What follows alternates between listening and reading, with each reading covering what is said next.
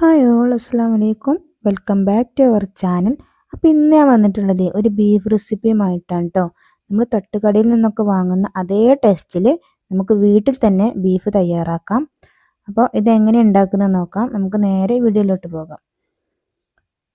അതിന് വേണ്ടത് ബീഫൊക്കെ ഞാൻ കഴുകി വൃത്തിയാക്കി വെള്ളം ചോരാൻ വേണ്ടിയിട്ട് വെച്ചിട്ടുണ്ട്. ഇനി നമുക്കിത് കുക്കറിൽ ഇട്ട് കൊടുക്കാം. കുക്കറിൽ വെച്ചിട്ടാണ് നമ്മളിത് വേവിച്ചിട്ട് എടുക്കുന്നത്. ഇനി അതിലേക്ക് വേണ്ട മസാലപ്പൊടികളൊക്കെ ചേർത്ത് കൊടുക്കാം. 2 ടീസ്പൂൺ മഞ്ഞൾപ്പൊടി, 4 ടീസ്പൂൺ മല്ലിപ്പൊടി,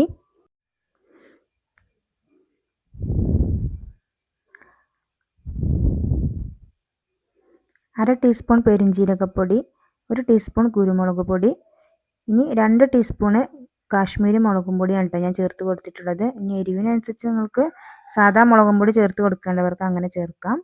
ഇനി പാകത്തിനുള്ള ഉപ്പും കൂടി ചേർത്തിട്ട് നന്നായിട്ട് കൈ വെച്ചിട്ട് തന്നെ നന്നായിട്ടൊന്ന് കുഴച്ചെടുക്കുക. നമുക്കിതിലേക്ക് വെള്ളത്തിൻ്റെ ആവശ്യമൊന്നുമില്ല, ഇതിൽ നിന്ന് തന്നെ വെള്ളമൊക്കെ ഇറങ്ങി വരും.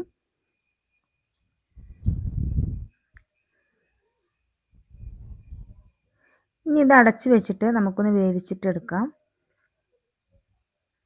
ഹൈ ഫ്ലെയിമിലിട്ടിട്ട് ഒരു വിസിൽ അടുപ്പിക്കുക, പിന്നെ മീഡിയം ഫ്ലെയിമിലിട്ടിട്ട് ഒരു 3 വിസിലും കൂടി അടുപ്പിക്കുക കേട്ടോ. അപ്പോൾ ഇത് വേവേറാതൊന്ന് ശ്രദ്ധിക്കണം. ഇനി ഇതിലേക്ക് വേണ്ടത് ഒരു മീഡിയം സൈസിലുള്ള വല്യുള്ളി എടുത്തിട്ടുണ്ട്, കറിവേപ്പില, ഇഞ്ചി, വറ്റൽമുളക്, ചീരുള്ളി, വെളുത്തുള്ളി, പിന്നെ നമ്മളെ തേങ്ങാക്കൊത്ത് കേട്ടോ. അപ്പോൾ ഇതൊക്കെ ഞാൻ ഇവിടെ റെഡിയാക്കി വെച്ചിട്ടുണ്ട്. ഇനി വല്യുള്ളി അരിഞ്ഞതും ഇത് നമുക്ക് ലാസ്റ്റ് ഇട്ട് കൊടുക്കാനുള്ളതാണ് കേട്ടോ.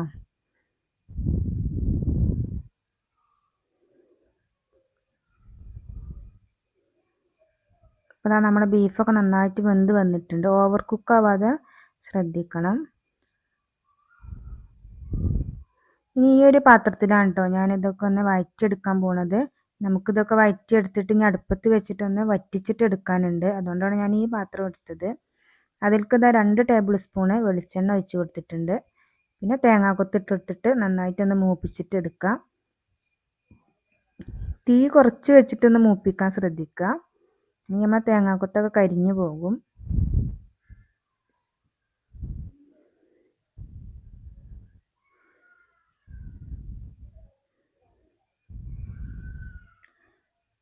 അപ്പോൾ നമ്മളെ തേങ്ങയൊക്കെ നന്നായിട്ട് മൂത്ത് വന്നിട്ടുണ്ട്.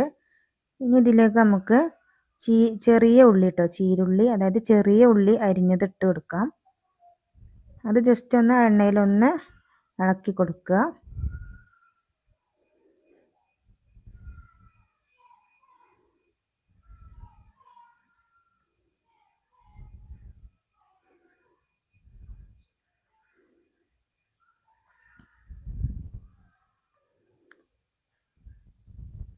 ഇനി ഇതിലേക്ക് നമ്മൾ ചതച്ച് വെച്ചിട്ടുള്ള ചീരുള്ളിയും വെളുത്തുള്ളിയും ഇഞ്ചിയും കൂടി ചതച്ച് വെച്ചതാണ്, അതും കൂടി ചേർത്ത് കൊടുത്തിട്ട് ഇളക്കി കൊടുക്കുക. ഇത് ഓരോന്നിനും അങ്ങനെ ഇളക്കി കൊടുക്കേണ്ട ആവശ്യമില്ല, എല്ലാം ഒരുമിച്ചിട്ട് എടുത്തിട്ട് ഇളക്കി കൊടുത്താലും മതി.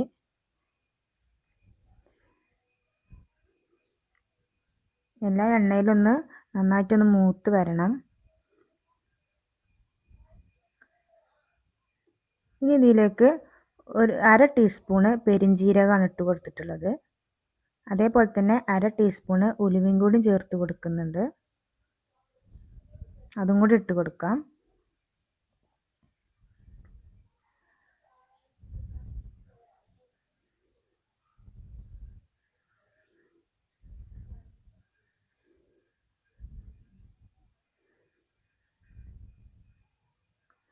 ഇനി വറ്റൽമുളകും കറിവേപ്പിൻ്റെ കൂടെ ഇട്ട് കൊടുക്കാം. ഇത് ലാസ്റ്റ് ചേർത്ത് കൊടുത്താൽ മതി.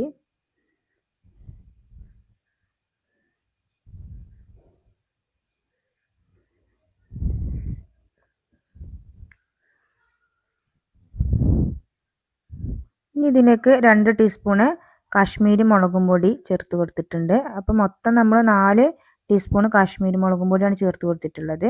അതേപോലെ തന്നെ 1/2 ടീസ്പൂണ് കുരുമുളക് പൊടിയും കൂടി ചേർത്ത് കൊടുക്കുക.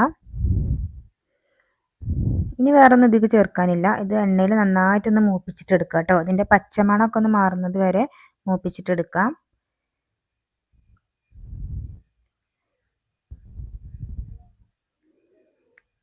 ഇനി നമ്മൾ വേവിച്ച് വെച്ചിട്ടുള്ള ബീഫ് ഇതിലേക്ക് ഒഴിച്ച് കൊടുക്കുക. ഇത്രേ ഉള്ളൂ കേട്ടോ നമ്മളെ പണി. ഇനി ഇത് നന്നായിട്ടൊന്ന് വറ്റിച്ചിട്ട് എടുക്കണം. ഒക്കെ നന്നായിട്ടൊന്ന് കൂട്ടി മിക്സ് ചെയ്തതിന് ശേഷം നമ്മളത് അടുപ്പത്ത് വെച്ചിട്ടാണ് വേവിച്ചിട്ട് എടുക്കുന്നത്, അതായത് വറ്റിച്ചിട്ട് എടുക്കുന്നത്.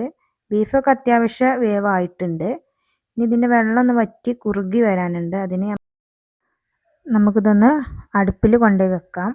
അപ്പോൾ രാവിലെയൊക്കെ ചോറൊക്കെ വെന്ത അടുപ്പൊക്കെ ഇങ്ങനെ ഒഴിഞ്ഞു പോകുകയാണെങ്കിൽ നമുക്ക് അതിൽ കൊണ്ടുപോയി വെക്കാം. അപ്പോൾ അതാ ഞാൻ നന്നായിട്ടൊന്ന് കത്തിച്ച് കൊടുത്തിട്ടുണ്ട് കേട്ടോ. അതൊരു തവണ ഒന്ന് കത്തിച്ച് കൊടുത്താൽ മതി. പിന്നെ ആ കണലിൽ ഇങ്ങനെ കടന്നിട്ട് വെള്ളമൊക്കെ നന്നായി വറ്റി വന്നോളും. അപ്പോൾ അതാ നമ്മുടെ ബീഫിൻ്റെ വെള്ളമൊക്കെ നന്നായിട്ട് വറ്റി വന്ന എണ്ണയൊക്കെ കണ്ടില്ലേ, തെളിഞ്ഞ് വന്നിട്ടുണ്ട്.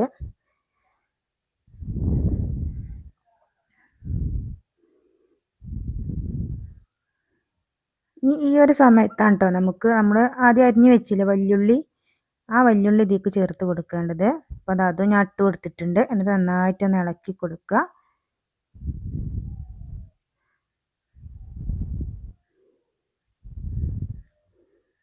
ഈ വല്യുള്ളി ഇങ്ങനെ ഇടുമ്പോൾ നല്ല ടേസ്റ്റാണ് കേട്ടോ. നമ്മൾ വാട്ടി ഇടുന്നതിനെക്കാട്ടിലും ടേസ്റ്റാണ് ഇങ്ങനെ പച്ച വല്യുള്ളി ബീഫിലേക്ക് ചേർത്ത് കൊടുക്കുമ്പോൾ.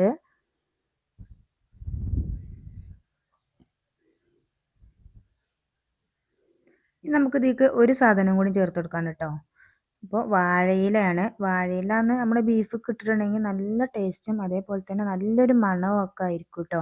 അപ്പോൾ നിങ്ങൾ ബീഫ് കിട്ടുന്ന സമയത്ത് ഒരു തവണയെങ്കിലും ഇതുപോലെ ഒന്ന് ട്രൈ ചെയ്ത് നോക്കുക. ഇനി ഇതിലേക്ക് ആ വാഴയില ഒന്ന് വെച്ച് കൊടുക്കാം കേട്ടോ. അപ്പോൾ ഒരു തവണയേലും ട്രൈ ചെയ്ത് നോക്കണേ. എൻ്റെ ചാനൽ ആദ്യമായിട്ട് കാണുന്ന ആളുകൾ ചാനൽ ഒന്ന് സബ്സ്ക്രൈബ് ചെയ്യണേ. ഇഷ്ടമായ ഒരു ലൈക്കൊക്കെ തരീട്ടോ. പിന്നെ നിങ്ങളുടെ ഫ്രണ്ട്സ് ആൻഡ് ഫാമിലിക്കൊക്കെ ഷെയർ ചെയ്ത് കൊടുക്കാനും മറക്കല്ലേ.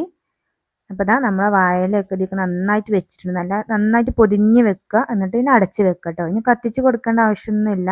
അതാ കണലിൽ കടന്നിട്ട് നന്നായിട്ട് തന്നെ വാഴയിലൊക്കെ വാടി നല്ലൊരു മണവും നല്ലൊരു ടേസ്റ്റോടും കൂടിയിട്ടുള്ള ഒരു ബീഫ് വരട്ടിയത് നിങ്ങൾക്ക് കഴിക്കാം. ഇപ്പോൾ കണ്ടില്ലേ, കാണാൻ തന്നെ എന്തൊരു രസാലേ. നല്ല ചുറുക്കുള്ള ബീഫ് വരട്ടിയത് കേട്ടോ. ചുറുക്ക് മാത്രമല്ല കഴിക്കാനും നല്ല ടേസ്റ്റാണ്. അപ്പോൾ നിങ്ങൾ ട്രൈ ചെയ്ത് നോക്കണം. അപ്പോൾ ഇനി അടുത്ത വീഡിയോയിൽ കാണുന്നത് വരേക്കും അസ്സലാമു അലൈക്കും.